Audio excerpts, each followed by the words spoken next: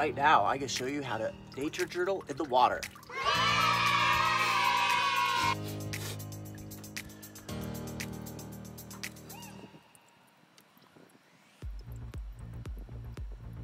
So I'm showing you today how I'm practicing some waterproof nature journaling while staying cool and getting ready for my upcoming nature journaling trip in the Grand Canyon.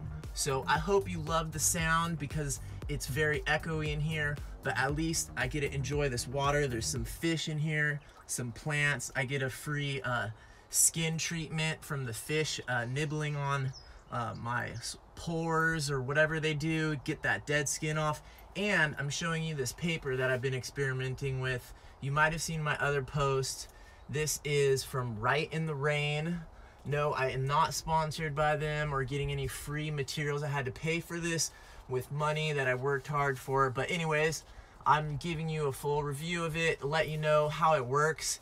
And I'm also experimenting with this other format it comes in, which is a lot smaller. You can see some of the sketches I did in the water already. This is from yesterday at the pond. And I'm gonna try this one because this one right here is hardback, and this softback one was really hard for me to draw with. Yesterday, I even tried nature journaling in it while I was treading water.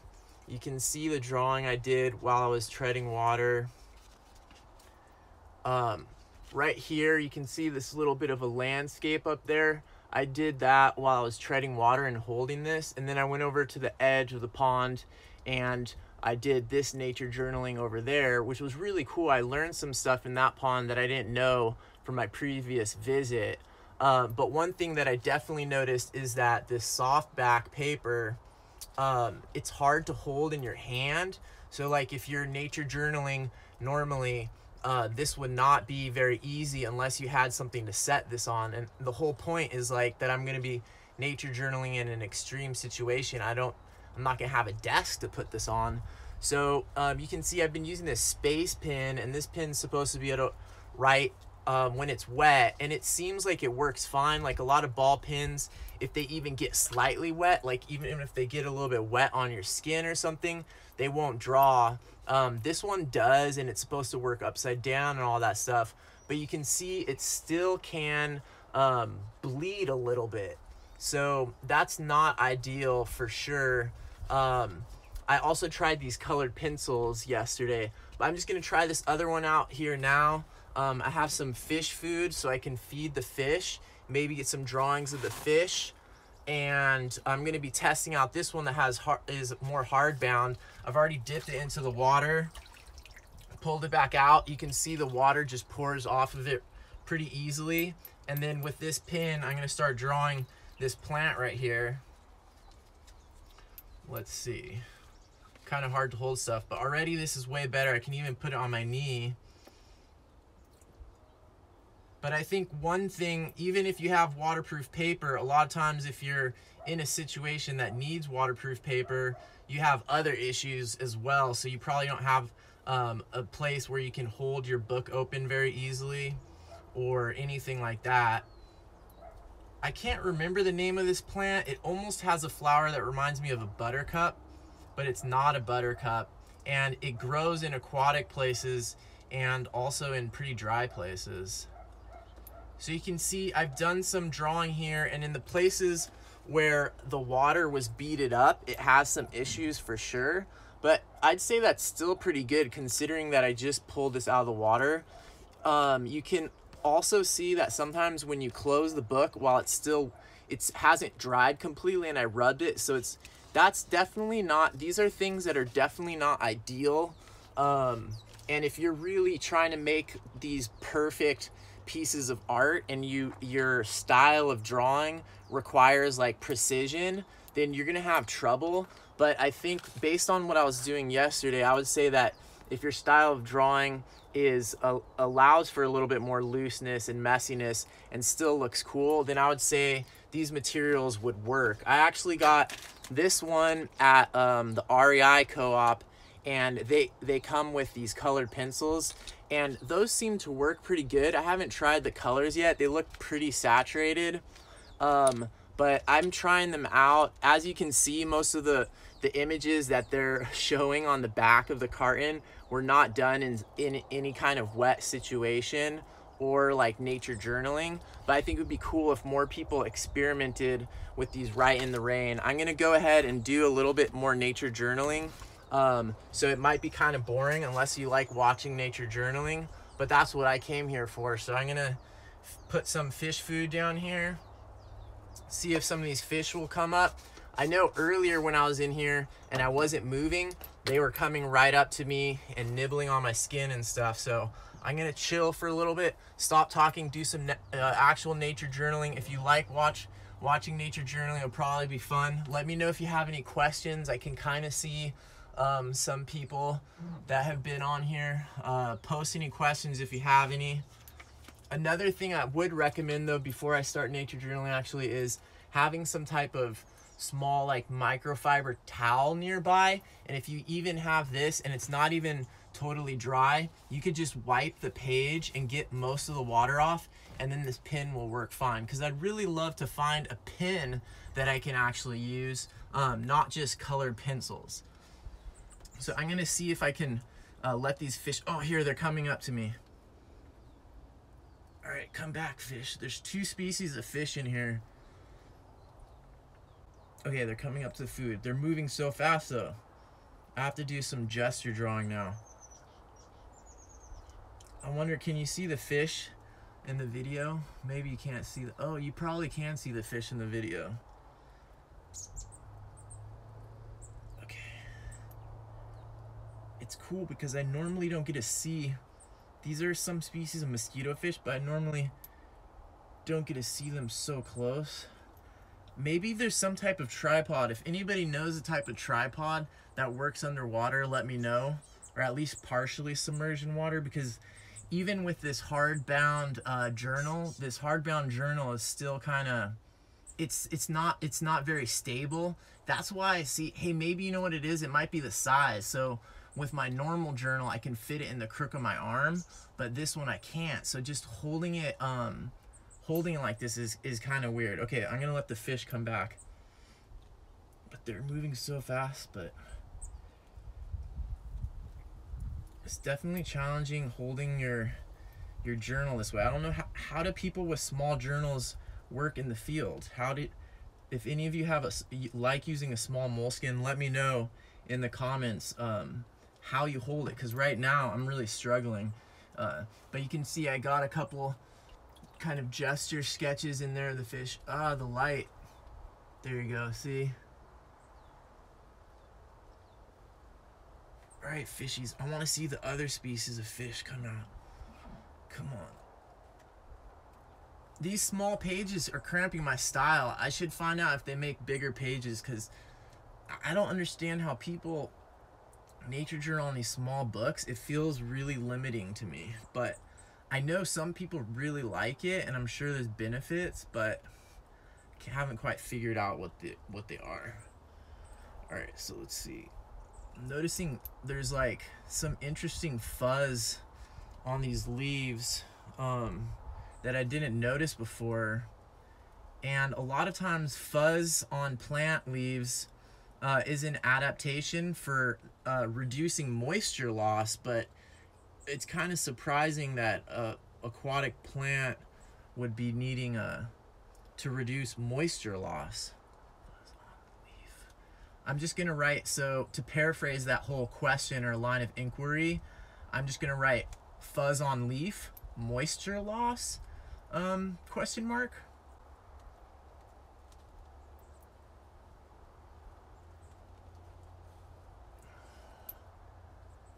And I'm gonna use a process arrow because I actually drew those notes kind of far apart.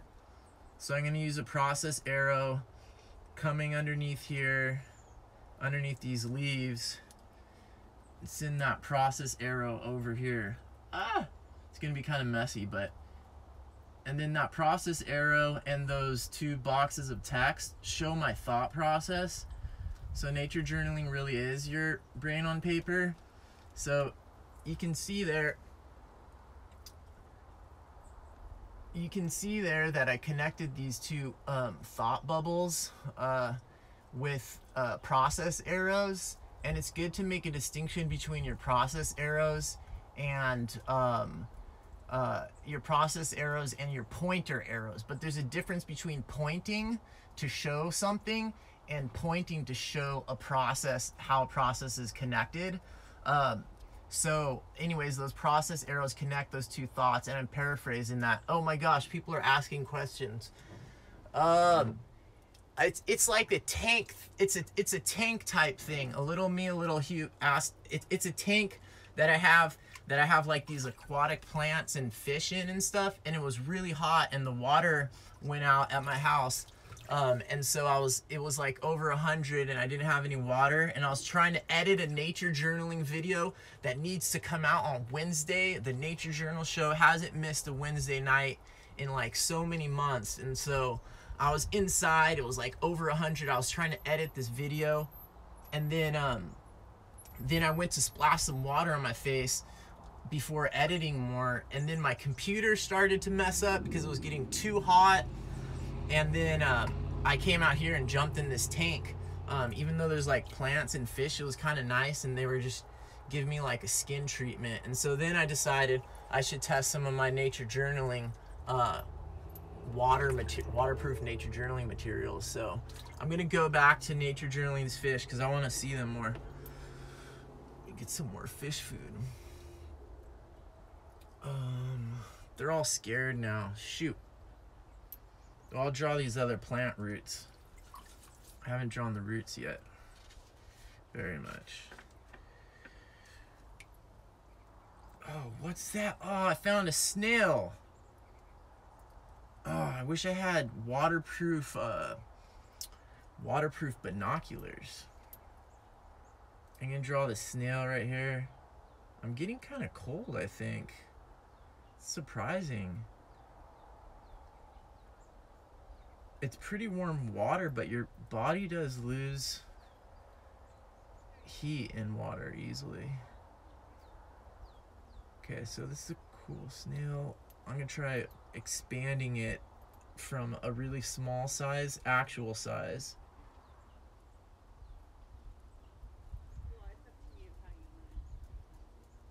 So this one's actual size. And now I'm going to use process arrows again and multiply it bigger and bigger. 2, 1, 2. That's probably 4 times.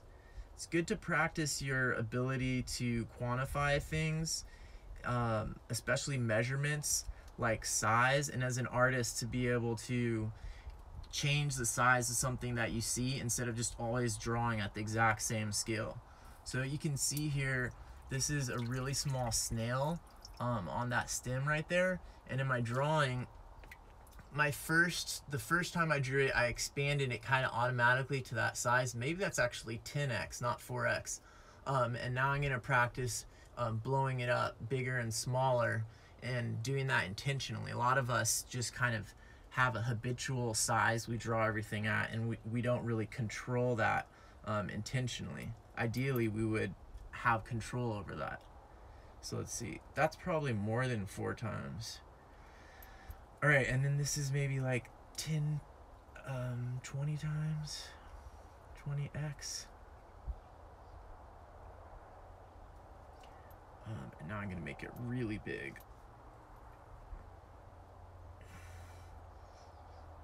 To make something bigger, ideally you're adding more information into it. There's a difference between making something bigger proportionally but not adding any more resolution or details. So I'm kind of at a disadvantage here because I don't have any type of optics like binocular magnifying glass to actually make this snail shell look visually bigger to me. So that's definitely not ideal. Okay, so in this case, I'll show you how I did these basic drawings, and then I'm gonna add written information kind of after that. So you can see here, you can see here those snail shells. Now I'm going to add the written information.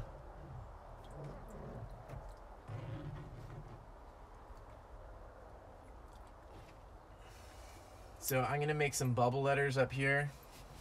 The water's actually warmer than the air, it feels like now. Freehand bubble letters. Can you actually see that a little bit?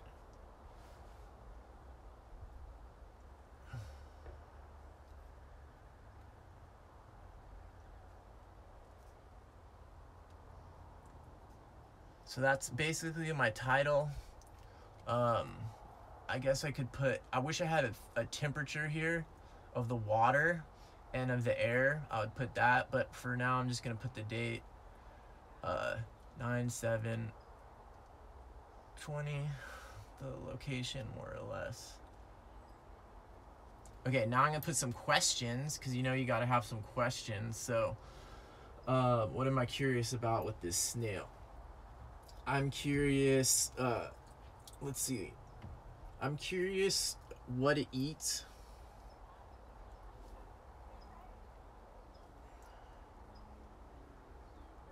How old is it?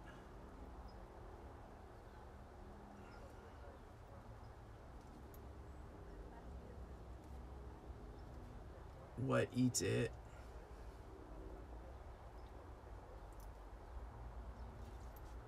If anything, maybe nothing eats it. What species?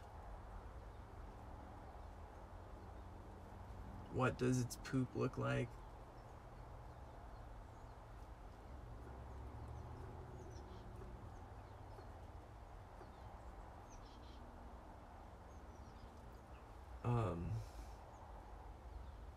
What do its mouth parts look like?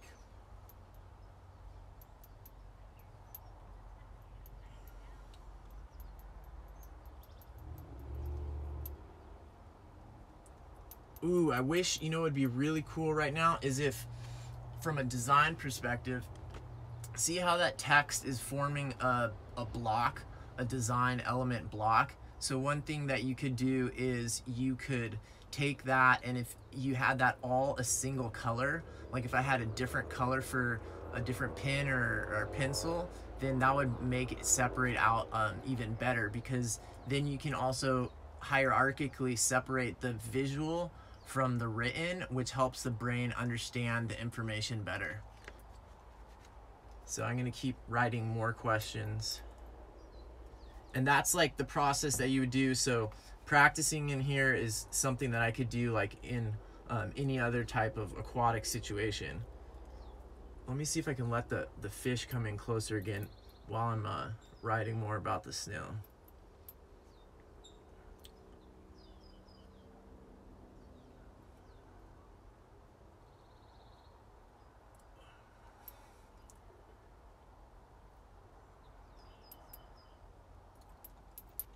All right, so you can get an idea of how you can nature journal. It is possible to nature journal in wet situations. I've shown you some of the materials that I used today, including these Write in the Rain notebooks. So here's one Write in the Rain notebook. This is some nature journaling I did in a pond yesterday. And this is one that came in a package from REI. So at REI, they were selling these little packages for backpackers that had the colored pencils, the little short colored pencils, and these small REI versions of Write in the Rain. I also picked up, and I'm really glad I did, this one, which is also Write in the Rain, but is a hardback. It's a different color paper. I'm not sure if I like that part yet or not, but it also has a dot grid in here. What I do like and what I want to experiment with is this hardbound. It has a nice binding, you know, like something you'd want to keep on the shelf. But the weird thing is, considering how nice that binding is, they're perforated.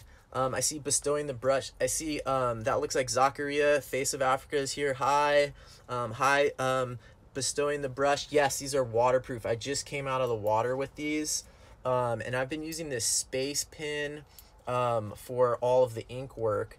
But yesterday I did try the colored pencils, and I'm going to be posting more videos about all this waterproof stuff that I've been using. But yeah, this paper is waterproof. There are some issues when you are hitting wet spots with the ink. So you'll see that there is some smudging, but considering that I was sitting in a tank of water with fish, I'd say that's pretty good.